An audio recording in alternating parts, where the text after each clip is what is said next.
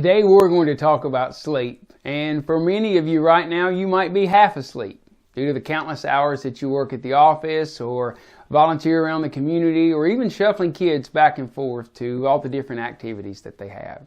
But there's one fact with sleep: we have to have it.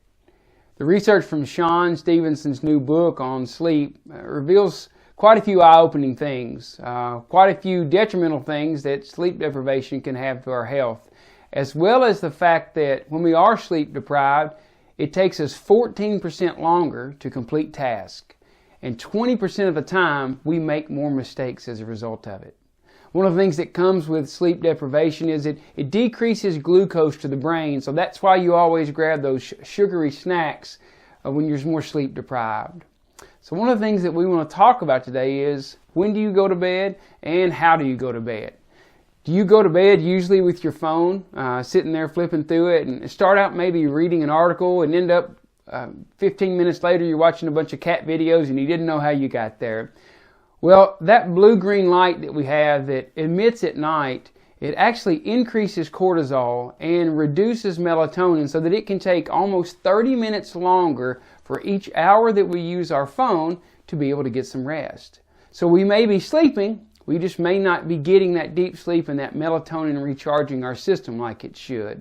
One of the things that you'll find interesting on your phone, initially that cord that comes with your phone is pretty short. And that's because, for the most part, it's not meant to be plugged in and charged and used at the same time. But now, thankfully, we've come up those 15-foot cords, so we can use those really wherever we are. But we want to think about how we go to bed, and we want to think about some tips of what time we go to bed. So we're going to go over a few things today that I think will help you get better sleep. One of the first things is, if you'll shut down that screen time 90 minutes before you go to bed. That blue-green light that we talked about can really start to affect your sleep patterns.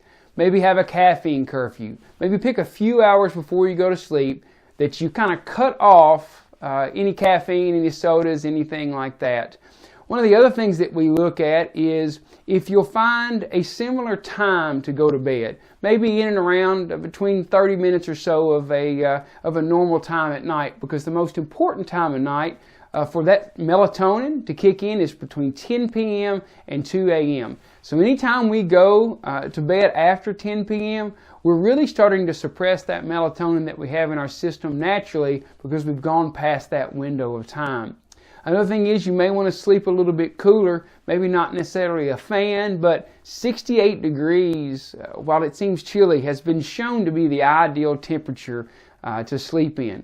Another tip is to find ways to darken your room. Even your alarm clock, or maybe a small light that you have, if you'll take that alarm clock and turn it around, even those small lights in the room can really make a pretty profound effect on your sleep. One of the most important things that you can do for good sleep is just go to bed. Once you get done with your stuff for your day, set your phone down, set the rest of the distractions out of the way, just close your eyes and go to bed. I hope you all have a fantastic rest of the day. I hope tonight you look at some of these tips that we've given today and get an earlier night's sleep and get a better night's sleep so that you're more recharged for tomorrow. Have a great rest of the week, and we'll see you next Monday.